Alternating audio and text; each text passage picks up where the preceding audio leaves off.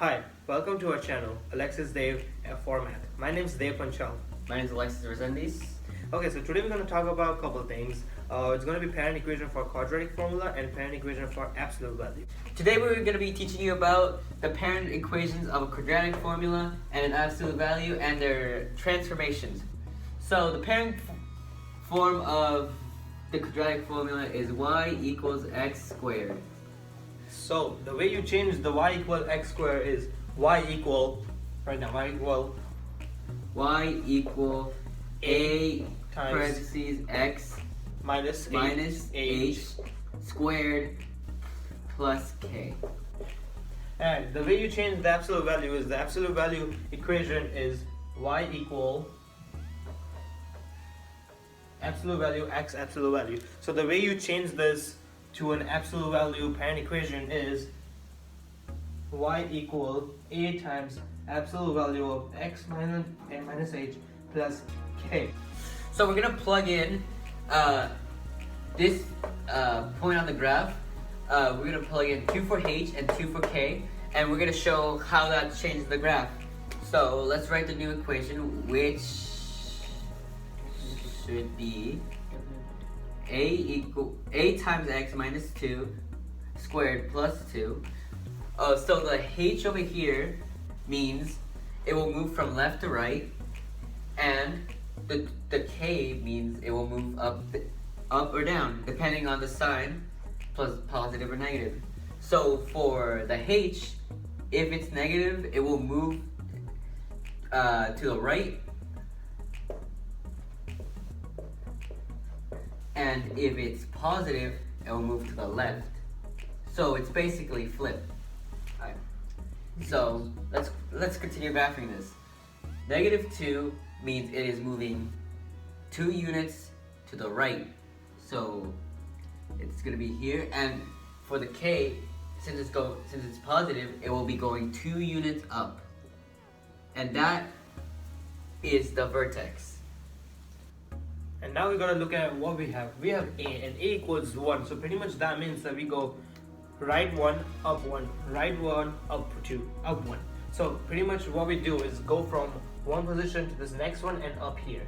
That's our second point. Go from on the right and up 1, which is our second point, and that's how our graph will look. It's going to be a parabola like this. And this is our vertex, and these are our points crossing the y value. Now I'm going to talk about absolute value. Absolute value is the same thing with like quadratic formula. So let's plug in 2 for the h and for k. So let's change the h to 2 and k to 2 as well. Alright, like Alexis said, the negative sign goes to the right and the positive sign goes to the left. It's the same thing here, that the negative sign goes to the right and positive sign goes to the left. But the graph is going to look a bit different because here we had a U shape and this is going to be a bit of like a V shape. So for example, if it's -2, then where does it go? It goes to the right. So we go right 2, and if it's +2, like always, if it's outside of the absolute value or outside of the parentheses, it's going to go up. So from here, it's going to go up 2. And now, for example, we have a equals 1. So that means we go left 1, up 1. And from there, from the vertex, we go right 1, up 1. We do the same thing as keep going. We go left 1, up 1. And we go right 1, up 1. And if we see the graph is going to look something like this.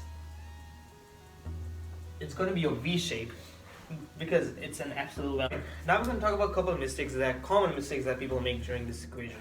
So let's plug in this equation. So for example, if we have, like we said, if we have a point of 2 and 2, when we plug into h as 2, remember, if it's -2, that doesn't mean that it's going to go towards negative. Just because we have a square root here. If we go -2 square root, that's going to come out as positive number. It's going to be +4. We don't care about 4, but the outcome is going to be a positive number. So that means we go to the positive, and there's the square root here. So that means if we plug in 2 here, it's going to go up 2. And for example, if we plug in -2 here, and if we change this sign to -2, that means it's going to go down. because the only reason it doesn't change is because we don't have a square. Right, so now we're going to talk about the stretch factor. So that means the stretch factor mostly depends on the a value. So for example, if your a value is 1, then it's going to be a normal graph like this, with 1 left up 1, 1 right up 1. If you have your stretch factor as 2, then the graph is going to become a more thinner graph, because the problem is that it's going to go right 1 and up 2. So if you have a larger number, the graph is going to get much thinner. For example, if you have a number like 5, your graph is going to become more thinner, and it's going to have right 1 and up 5. Alright, so we're going to talk about the strength factor now. So let's say A is equals 1/2. Basically, this means that the graph will get bigger and wider. Let's show how to graph it. Alright, so when you have a shrink factor, you're gonna have to go 2 to the left or right, and then up 1. And then your graph will just look bigger. Alright, now what was the difference between having a value equal 2 and a value equal 1/2? So basically with this, all we do is switch. So for this one, we go left 1 and up 2. But for 1/2, all we do is go left 2 and up 1.